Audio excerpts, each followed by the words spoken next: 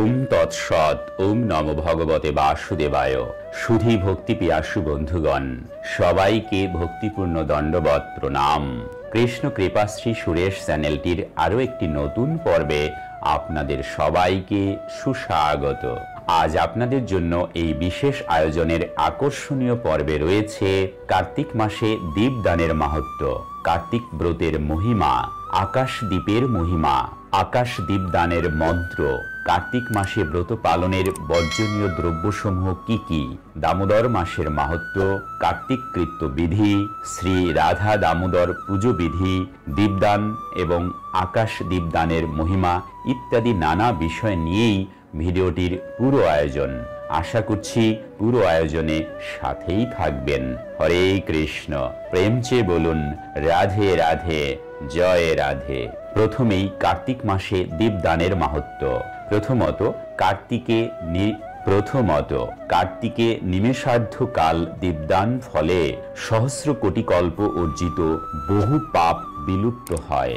দ্বিতীয়ত, হে বিপেন্দ্র, কার্তিকে কেশব প্রিয় দীপদানের মাহাত্ম্য শ্রবণ এবং দীপদান দ্বারা পৃথিবীতে আর পুনর্জন্ম হয় না। তৃতীয়ত, কুরুক্ষেত্রে সূর্যগ্রহণ, চন্দ্রগ্রহণে নর্মদাতে যে স্নান ফল, কার্তিকে দীপদানে তার কোটি গুণ ফল লাভ হয়। চতুর্থত, কার্তিকে যার দীপ ঘৃত বা তিলতৈল দ্বারা প্রজ্বলিত হয়, হে মুনিবর, তার অশ্বমেধ যজ্ঞে কি ফল। পঞ্চমত, কার্তিকে জনার্দনে দীপদান ফলে মন্ত্রহীন, ক্রিয়াহীন, শৌচহীন সকলেই সম্পূর্ণতা প্রাপ্ত হয়। ষষ্ঠত, কার্তিকে কেশবের অগ্রে যিনি দীপদান করেন, তার সর্বযজ্ঞ দ্বারা যজন এবং সর্বতীর্থে স্নান হয়। সপ্তমত, মেরু মন্দর পর্বত সদৃশ্য অশেষ পাপসমূহ করলেও কার্তিকে দীপদান প্রভাবে সর্বপাপ দগ্ধ হয়, এতে কোনো সন্দেহ নেই। অষ্টমত, কার্তিকে বাসুদেবের সম্মুখে গৃহে বা আয়তনে দীপ দানে মহাফল বৈকুণ্ঠ লোক প্রাপ্ত হয়। নবমত, যিনি কার্তিক মাসে মধুসূদনের অগ্রে দীপদান করছেন, তিনিই মনুষ্যলোকে জন্ম সার্থক করেছেন, তিনিই ধন্য, তিনিই কীর্তিমান। দশমত, কার্তিকে অতি অল্পকাল মাত্র দীপদানে যে ফল, তা যজ্ঞশত দ্বারা বা তীর্থশত স্নান দ্বারা প্রাপ্য নয়। একাদশতম, হে নারদ, ত্রিভুবনে এমন কোনো পাপ নাই যা কার্তিকে শ্রী কেশবের অগ্রে দীপদান দ্বারা শোধন করতে পারে না। দ্বাদশতম, কার্তিকে শ্রী বাসুদেবের অগ্রে দীপদান করে সকল বাধা মুক্ত হয়ে নিত্যধাম প্রাপ্ত হয়। ত্রয়োদশতম, যিনি কার্তিক মাসে কর্পূর দ্বারা দীপ প্রজ্বলিত করেন, বিশেষত দ্বাদশীতে, তার পুণ্য তোমাকে বলছি।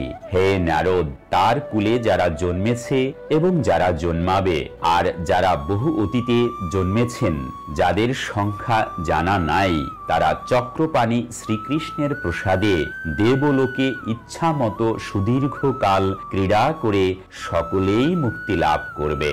হরে কৃষ্ণ। প্রেম চেয়ে বলুন জয় রাধে রাধে।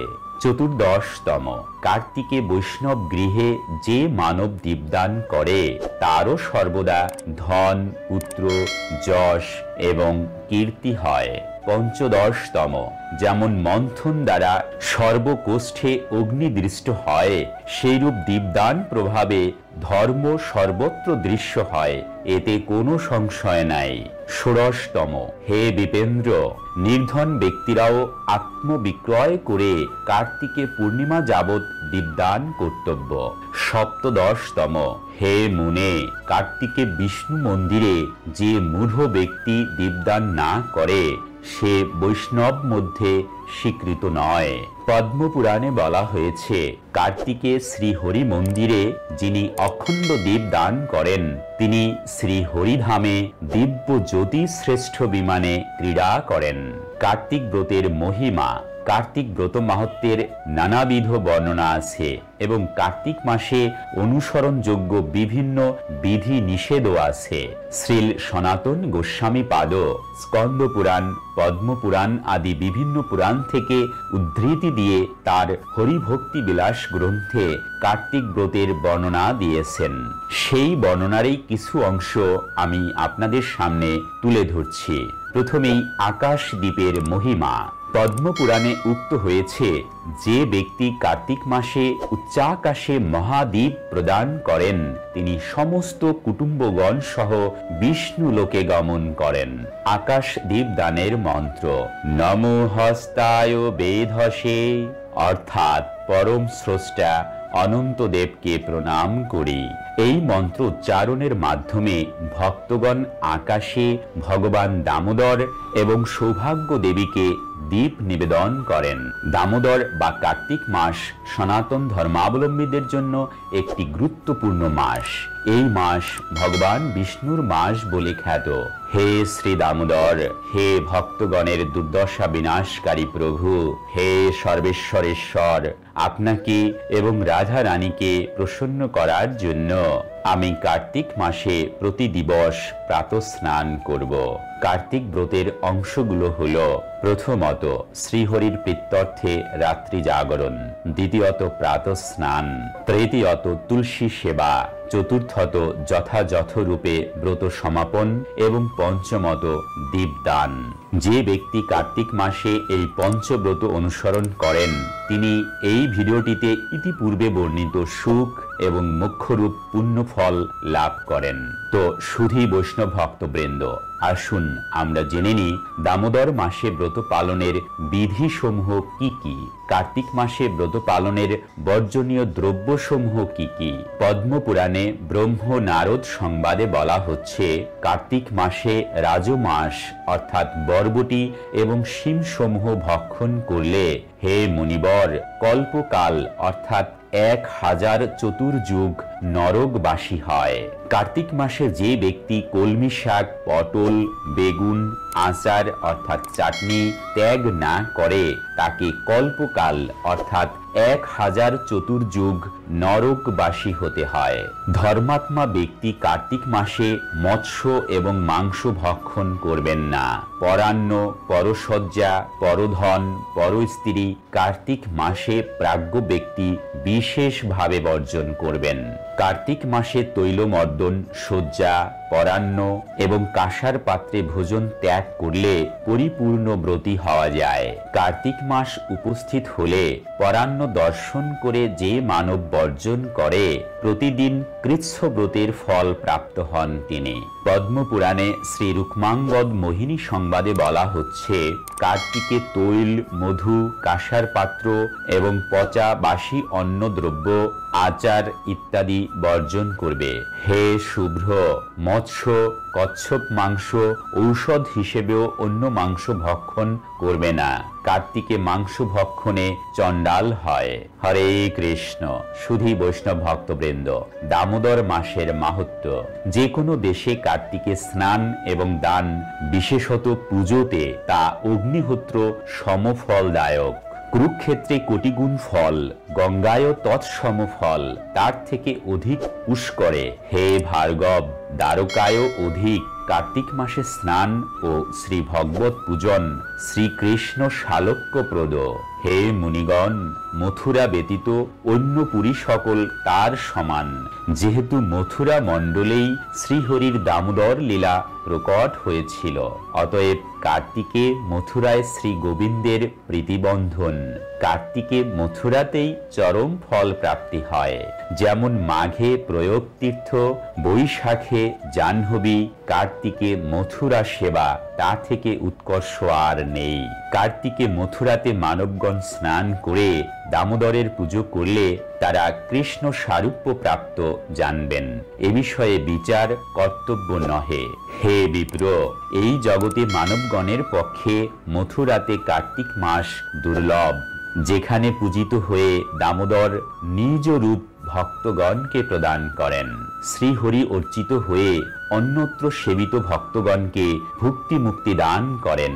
এই শ্রীহরি কিন্তু ভক্তি দান করেন না, যেহেতু শ্রীহরির বৈশ্যকারী।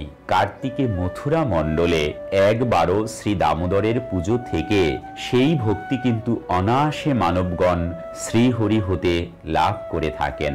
শ্রী দামোদর দেব কার্তিকে মথুরা মণ্ডলে মন্ত্র দ্রব্যবিহীন পুজোকেও স্বীকার করেন।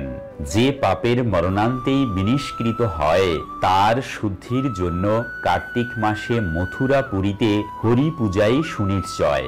এই প্রায়শ্চিত্ত শাস্ত্রে উক্ত হয়েছেন।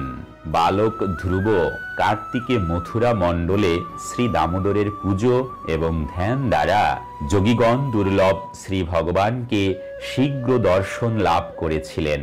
পৃথিবীতে মথুরা সুলভা, সেই রকম প্রতি বছর কার্তিক মাস সুলভ। তথাপি এই জগতে মূঢ় মানবগণ ভব সমুদ্রে জন্ম মৃত্যু প্রবাহে ভাসছে। যজ্ঞসমূহের কি প্রয়োজন? তপস্যার কি প্রয়োজন? অন্য তীর্থসমূহের সেবাতে কি প্রয়োজন? যদি কার্তিকে মথুরা মণ্ডলে শ্রী রাধিকা প্রিয় শ্রী দামোদরের অর্চনা করেন। সকল পবিত্র তীর্থ, নদ নদী, সরোবর কার্তিক মাসে এই মথুরা মণ্ডলে সকলেই বাস করেন।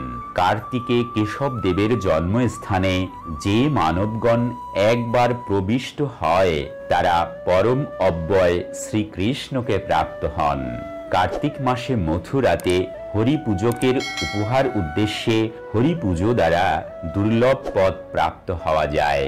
তখন ভক্তিমান হয়ে পুজো করলে যে কি ফল তা আর কি বলবো। হরে কৃষ্ণ। প্রেম চেয়ে বলুন রাধে রাধে, জয় রাধে। কার্তিক কৃত্য বিধি। আশ্বিন মাসের যে শুক্লা একাদশী হবে অথবা পূর্ণিমাতে নিরলস ভাবে কার্তিক মাসের ব্রতসমূহ ওই দিন হতে আরম্ভ করবে। নিত্য শ্রী ভগবানকে জাগরণ করবার জন্য রাত্রির শেষ প্রহরে উঠে শুচি হয়ে শ্রী ভগবানকে জাগিয়ে অনন্তর স্তোত্র পাঠ সহ প্রভুর আরতি করবে।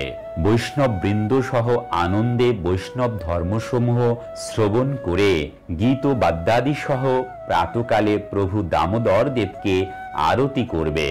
নদী আদি জলাশয়ে গিয়ে আচমন পূর্বক সংকল্প করবে।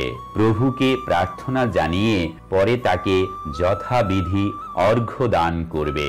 সংকল্প মন্ত্র: হে জনার্দন, হে দেবেশ, হে দামোদর, শ্রী রাধিকা সহ আপনার প্রীতির জন্য কার্তিকে আমি প্রাতঃ স্নান করব। প্রার্থনা মন্ত্র: হে দেবেশ, তোমার ধ্যান সহ এই জলে আমি স্নান করতে উদ্যত। হে দামোদর, তোমার প্রসাদে আমার পাপ বিনাশ হয়ে যাক। অর্ঘ্য মন্ত্র: আমি কার্তিক মাসে বিধিবৎ স্নানকারী। হে দামোদর, হে দনুজেন্দ্র নিষুদন, আমার প্রদত্ত অর্ঘ্য গ্রহণ কর। নিজ দেহকে তিলক দ্বারা লেপন করে শ্রীকৃষ্ণ নারায়ণেদি নাম উচ্চারণ পূর্বক স্নান করে নিজ বিধি মতে সন্ধ্যা উপাসনা করে গৃহে আগমন করবে। দেব মন্দির অগ্রে মার্জনা করে স্বস্তিক মণ্ডল রচনা করে প্রভুকে তুলসী, মালতী, পদ্ম, অগস্ত্য অর্থাৎ বক পুষ্পাদি দ্বারা অর্চনা করবে। নিত্য বৈষ্ণব সঙ্গে ভগবত কথা শ্রবণ, অহরাত্র ঘৃত, দীপ অথবা তৈল দ্বারা অর্চন করবেন। কার্তিক মাসে বিশেষ বিশেষ নৈবেদ্য অর্পণ করবেন। সেই রকম অষ্টোত্তর শত প্রণাম, যথাশক্তি একবার আহারাদি ব্রত আচরণ করবেন।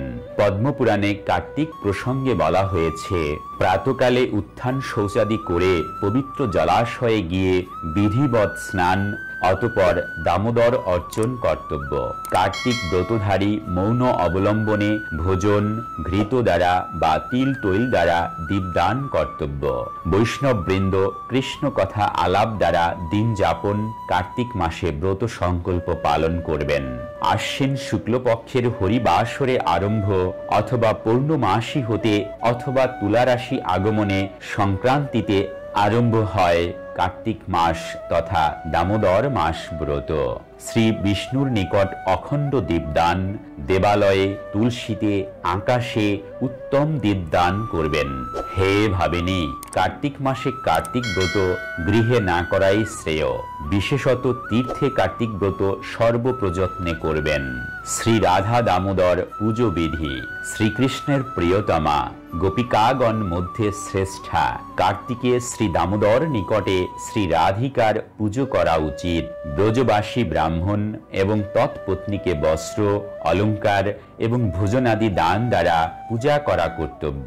হে বিপ্রগণ, কার্তিকে শ্রী রাধিকার সন্তোষের জন্য যিনি শ্রী রাধিকা প্রতিমাকে পুজো করেন তার প্রতি শ্রীমান দামোদর হরি অধিক তুষ্ট হন।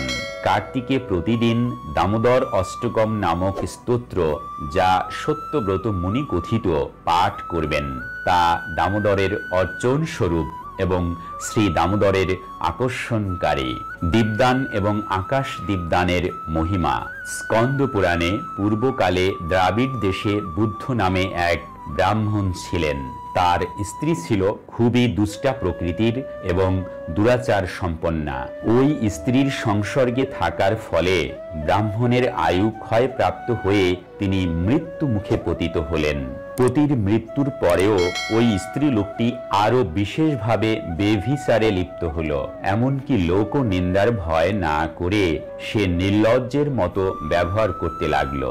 তার কোনো পুত্র বা ভাই ছিল না। সে নিজের হাতে অন্ন প্রস্তুত না করে সর্বদাই ভিক্ষার অন্ন ভোজন করত। সর্বদাই পরের বাড়ি থেকে ভিক্ষা করে বাসি অন্ন খেত এবং অনেক সময় অপরের বাড়িতে রান্না করতে যেত। তীর্থযাত্রাদি থেকে সর্বদাই দূরে থাকত। সে কখনো কোনো ভালো কথায় কর্ণপাত করত না। একদিন এক বিদ্বান তীর্থযাত্রী ব্রাহ্মণ তার গৃহে আগমন করল, যার নাম ছিল কুৎস। তাকে অর্থাৎ ওই স্ত্রীকে ব্যভিচারে আসক্ত দেখে সেই ব্রহ্মর্ষি কুৎস বললেন, ওরে মূর্খ নারী, মনোযোগ সহকারে আমার কথা শ্রবণ করো। পৃথ্বী আদি পঞ্চভূত দ্বারা তৈরি এই রক্ত মাংসের শরীর, যা কেবল দুঃখেরই কারণ, তুই তাকে যত্ন করছিস। এই দেহ জলের বুদবুদের মতো, একদিন যা অবশ্যই বিনষ্ট হবে।